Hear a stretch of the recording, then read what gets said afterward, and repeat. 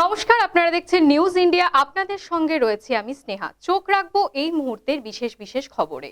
যুবসাথী প্রকল্পের লাইনে দাঁড়ালেও ক্যামেরার সামনে কিছু বলতে রাজি নয়। যুবসাথীর জন্য আবেদনের লাইনে কারা দাঁড়িয়ে মুখ লুকিয়ে, যেন রাজনীতির রং মিলে একাকার।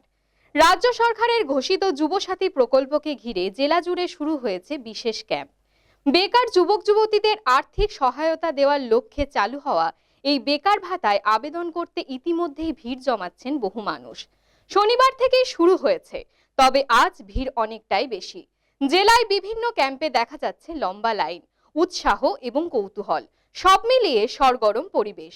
মঙ্গলবার মধ্যমগ্রামে ট্রেগর কালচার সেন্টারে আয়োজিত এক ক্যাম্পে দেখা গেল ভিন্ন চিত্র। শুধু বেকার যুবক যুবতীরাই নন, বিভিন্ন রাজনৈতিক মতাদর্শে বিশ্বাসী বেকাররাও উপস্থিত রয়েছেন লাইনে।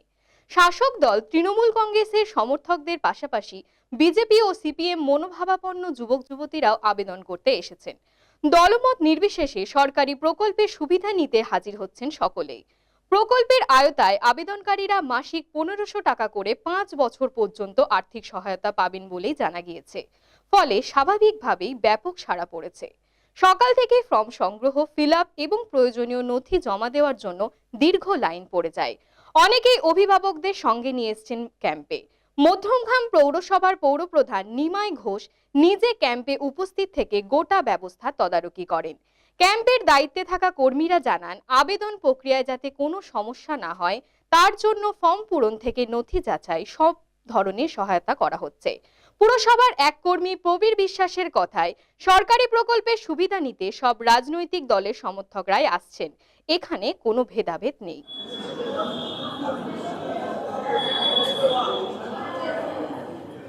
এটা পেলে পর আমার খুব ভালো হয়, কেন কি আমি সে বেকার ইয়ের জন্য এটা অ্যাপ্লাই করেছি।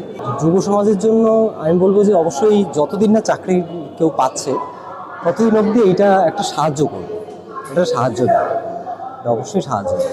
এবং অবশ্যই প্রত্যেকের তো পরিবার আছে, প্রত্যেকের একটা সংসার আছে, দৈনন্দিন যে ন্যূনতম খরচাগুলো সেটা এটাতে নেই। একটা প্রকল্প শুরু হয়েছে, এটার জন্য তো সত্যি ওনাকে অনেক ধন্যবাদ। আমি স্কলারশিপ পাই, তার পাশাপাশি যে এটা আমি পাবো এটা ভেবেই আমার খুব ভালো লাগছে। অনেক ধন্যবাদ জানি ওনাকে। আমি এখন স্টুডেন্ট, বিএ পড়ছি।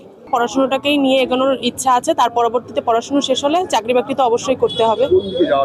টিচার লাইনে যাওয়ার ইচ্ছা আছে। যে যুব সাথীর জন্য যে প্রোগ্রামটা করেছেন যাতে সবাই পায়, উদ্দেশ্য সেটা, যার জন্য আমরা এক জায়গায় আলাদা আলাদা করে ডিভাইড করিনি, সব এক জায়গাতেই করে দিয়েছি। আমরা নেওয়া হচ্ছে যত, আমরা 4টে পর্যন্ত যত লোক আসবে তাতে যদি 1 লাখ লোক আসে 1 লাখ লোকেরই দেওয়া হবে। এই যে প্রোগ্রাম হচ্ছে এটা একদম মানে ঊর্ধ্বে, রাজনীতির ঊর্ধ্বে, এটা যে কেউ আসবে। এখানে তো অনেকে আমি দেখলাম যা বামপন্থী অনেকেই এসছেন, যারা নিয়ে গেছেন, আমরাই সব ফিল আপ করে দিলাম কয়েকজন মিলে, যারা পারছে না তাও করে দেওয়া হচ্ছে। আর আমাদের 2021 সাল থেকে লক্ষ্মী ভাণ্ডার চালু হয়েছে। বাংলার প্রতিটি মা বোনেরা যারা আবেদন করেছিলেন তারা পাচ্ছে, যারা বয়স্ক, যারা বিধবা, যারা আমাদের আছে সিনিয়র সিটিজেন, সবাই তারা পাচ্ছে।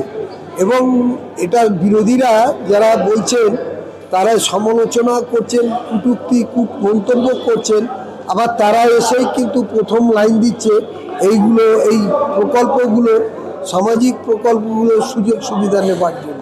প্রত্যেকটা যুবক যুবতী তারা এসে ফর্ম সংগ্রহ করে ফিল আপ করে তারা জমা দিচ্ছে। কৃষক বন্ধু যারা আছেন তারাও কিন্তু আসছেন। আমাদের শহরের 4-5টা ওয়ার্ডে আংশিক কৃষি জমি আছে, তারাও আসছে, তারাও ফর্ম নিচ্ছে, তারাও কিন্তু জমা করে দিয়ে যাচ্ছে। মানুষের স্বতঃস্ফূর্ততা এবং এত জমায়েত যে তারা আসছে, এই যে বাংলার মাননীয় মুখ্যমন্ত্রীকে তারা বিশ্বাস করে, অন্য কোনো রাজনৈতিক দলকে তারা বিশ্বাস করে না।